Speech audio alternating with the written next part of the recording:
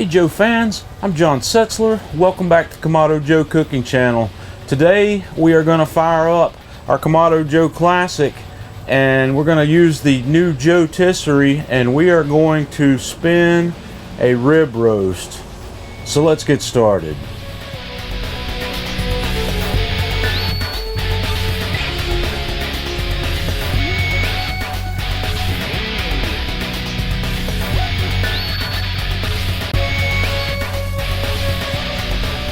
We're going to set up the charcoal a little differently today to use with the JOTISSERIE on this cook. I have got most of my charcoal pushed up to the back side of the grill here. I don't have a full firebox. We've just got enough in here to do this cook.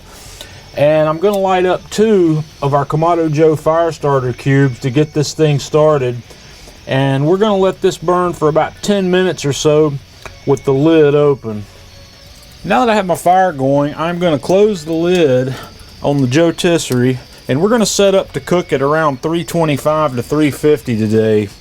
And in order to do that with the JOTISSERIE in place, I am going to close the lower vent a lot more than I normally would. I'm going to leave it open maybe an inch or so.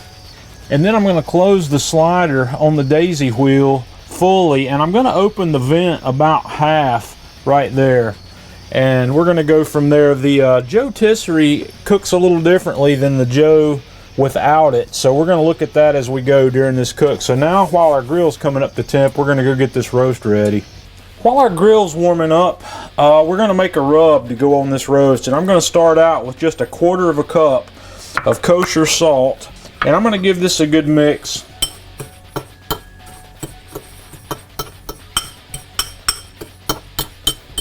And then we're just going to set this aside because we're going to completely rub that roast with this.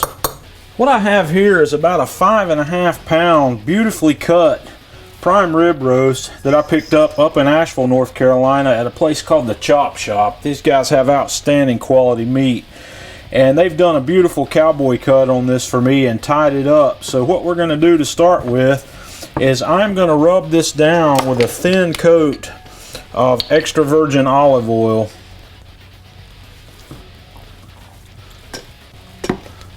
And after we have that nice coat of olive oil on there, we're going to sprinkle on our rub that we made and just pat that in. And we're going to get a nice heavy coat of this rub on all surfaces of this meat. And now that we have a good coat on that, we're just going to let that sit and let it rest until our grill comes up to temperature. And then we'll come in and then we'll put the spit rod through it and get her ready to go on the grill. And one last thing I'm going to do before we go to the grill with this is I'm going to take a couple of small pieces of foil and wrap up those bones out there on the end to keep those from burning and turning really dark, just for presentation purposes. This is a good way to keep those clean. Our grill's just about up to temperature, so I've brought the spit rod in and I've put it right through the center of this roast and I've attached the forks on both sides. So now I guess we need to go find Ashnia and Mia and see what they're up to. Let's put that bad boy on the grill. Okay, we've got the grill. It's just a little over 300 degrees, so I'm going to lift the lid and we're going to put our rotisserie spit rod right in place here. And we're going to throw the switch on this bad boy and we're going to let it spin.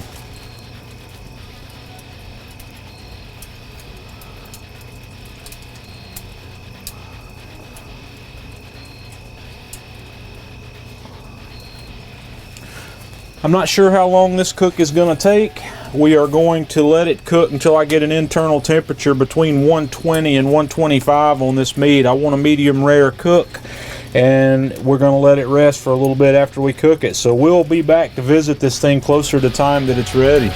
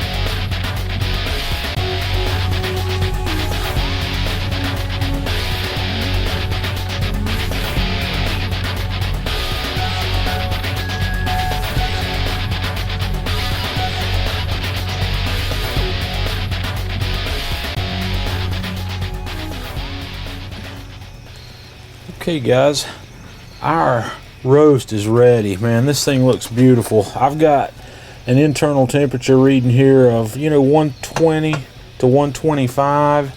So I'm going to take this guy off the grill. I'm going to take it inside. We're going to tin it with foil and let it rest for 15 minutes or so, and then we're going to cut into it. Okay guys, here's our finished product. I'm going to cut the strings on this guy and we're going to slice it open and have a look.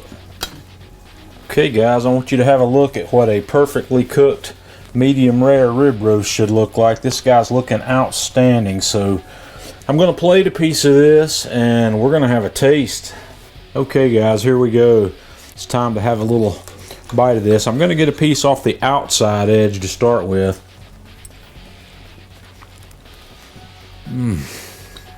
Wow. Our salt and pepper, onion and garlic rub with the dried thyme has a beautiful flavor. Very simple rub. There's a little bit of cayenne pepper there also. That helps really wake things up. So let's get a piece out of the middle here. Get a nice piece of that right out of the center.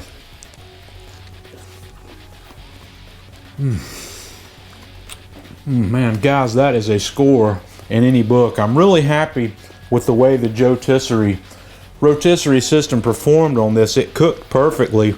I didn't have any difficulty keeping the temperatures I wanted to keep. The temperature control changes slightly with the JOTISSERIE. You're going to have to keep the vents a little more closed than you normally would because there's an air hole where the spit rod comes through the grill, and it doesn't make the same tight seal it does with the dome lid, but everything worked great. I was able to keep this guy between 300 and 350 degrees for the entire cook. It just worked out particularly well. So stay tuned because next thing I think we're going to do is a big rotisserie chicken, so we'll get to see how that performs.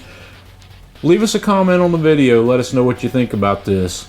Join us on Facebook, facebook.com/Kamado Joe. Follow us on Twitter @Kamado Joe. And until next time, this is John Setzler with Kamado Joe Cooking Channel.